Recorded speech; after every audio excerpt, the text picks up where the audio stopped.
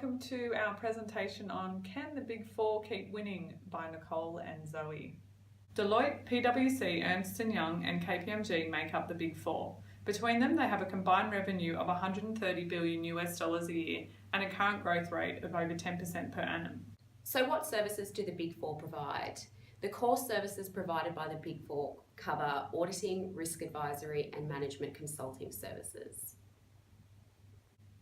Legitimacy theory is used to understand how and why corporations interact with society as a whole. In other words, it explains a company's social contract with the world around it. It can be explicit in nature, for example, a legal contract, or implicit in nature, for example, society's beliefs. In relation to the Big Four, particularly after the GFC, and perhaps because of their monopolistic status, there is a greater expectation from society that these firms should be able to detect forthcoming financial disasters when auditing companies. In recent years, every major corporate collapse has had one of the Big Four auditors providing an unqualified audit opinion. For example, KPMG provided audit services to Carillion, a UK construction and facilities management firm, prior to their collapse earlier this year. This collapse happened despite the company having revenues of £5.2 billion in 2016. Every time a company collapses and is linked to one of the Big Four, this makes the public, particularly politicians and the media, question their credibility and capabilities. Society begins to question their motives. Are they holding up their end of the social contract and considering the rights of society at large? How can they provide an unbiased auditing service when at the same time they are running a successful management consulting business, providing strategic advice to those companies they are auditing and financially being rewarded handsomely by doing so? The expectation gap between those in the accounting profession and the public is growing wider with every company that is audited and then collapses. This increases the pressure being put on the Big Four from politicians, the media, shareholders and the public alike, whom all expect to get the auditing right each and every time. So how do the Big Four change society's view, gain back their trust and reduce the ever-growing expectation gap? Perhaps they need to educate and inform society about the expectations around auditing.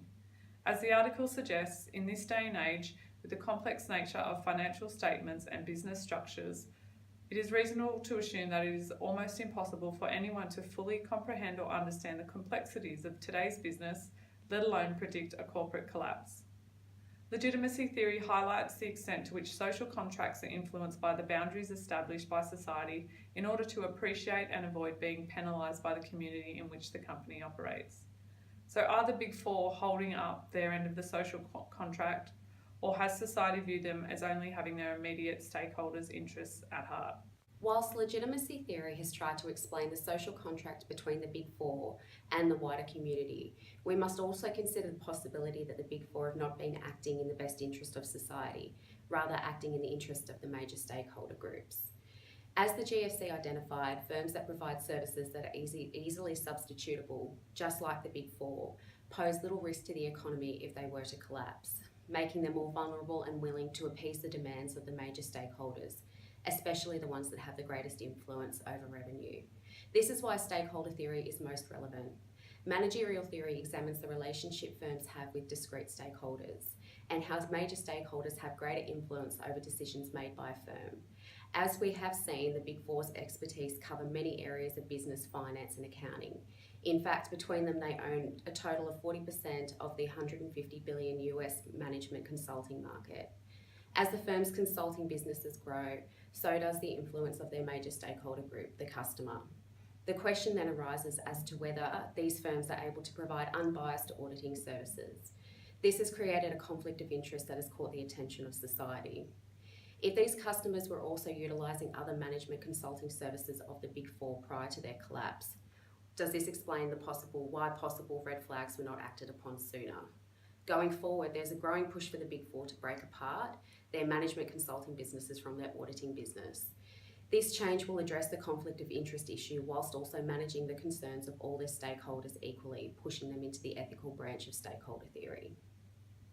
Thanks for watching. We hope you enjoyed our presentation. Thank you.